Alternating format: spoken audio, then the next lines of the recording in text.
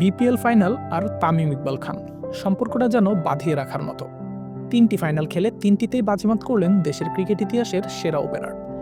২০১৯ বিপিএলে অবিস্মরণীয় ১৪১ রানের ইনিংসের পর এবার ২৯ বলে ৫৪ রানের দুর্দান্ত এক ইনিংস খেলে নিজ দলকে এনে দিলেন টানা ২টি শিরোপা। ম্যাচ শেষে মাঠের জায়ান্ট স্ক্রিনে তামিমকে দেয়া বিসিবির সম্মাননা আর পরিবারকে নিয়ে বিসিবির দেয়া ক্রেস্ট আর উপহার গ্রহণ, সব মিলিয়ে বিপিএল ফাইনালটা যেন তামিমময় হয়ে রইল, যেমনটা হবার কথা ছিল। কদিন আগে আন্তর্জাতিক ক্রিকেট থেকে অবসরের ঘোষণা দিয়েছেন বিসিবি, তাই বিপিএল এর ফাইনাল শেষে তামিমের জন্য আয়োজন করেছিল বিশেষ এক সম্মাননা অনুষ্ঠানের। বিপিএল এর ফাইনালে পারফর্ম করে ফাইনালে সেরা খেলোয়াড় হয়ে সেই সম্মাননা অনুষ্ঠানটা আরও রাঙিয়ে দিলেন তামিম।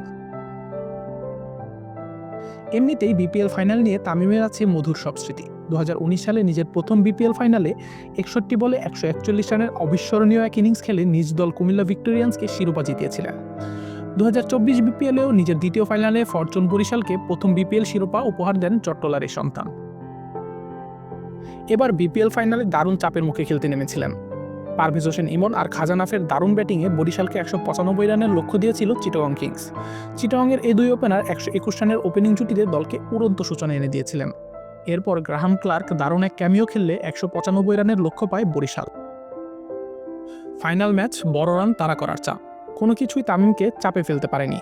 শুরু থেকেই আক্রমণাত্মক ছিলেন তামিম, যেন ফিরে এসেছিল সেই তরুণ ফ্ল্যামবয়েন্ট তামিম ইকবাল।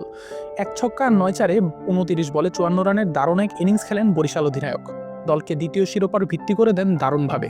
যে স্ট্রাইক রেট নিয়ে এত আলোচনা সমালোচনা, তামিম যেন প্রতিটি শটে জবাব দিচ্ছিলেন সেসবের। তামিম আউট হওয়ার পর কাইল মায়ার্সের ২৮ বলে ৪৬ আর শেষ দিকে রিশাদ হোসেনের ৬ বলে ১৮ রানের ক্যামিওতে দ্বিতীয়বারের মতো শিরোপা ঘরে তোলে তামিম ইকবালের বরিশাল। ম্যাচ শেষে আন্তর্জাতিক ক্রিকেটকে বিদায় বলা তামিমের সম্মানে মাঠের জায়ান্ট স্ক্রিনে দেখানো হয় একটি ভিডিও। এরপর তামিমকে ক্রেস্ট ও ক্যারিয়ারের অর্জনের স্মৃতি সম্বলিত পুরস্কার তুলে দেয় বিসিবি। পুরো আবহাওয়াটাই তখন তামিমময়।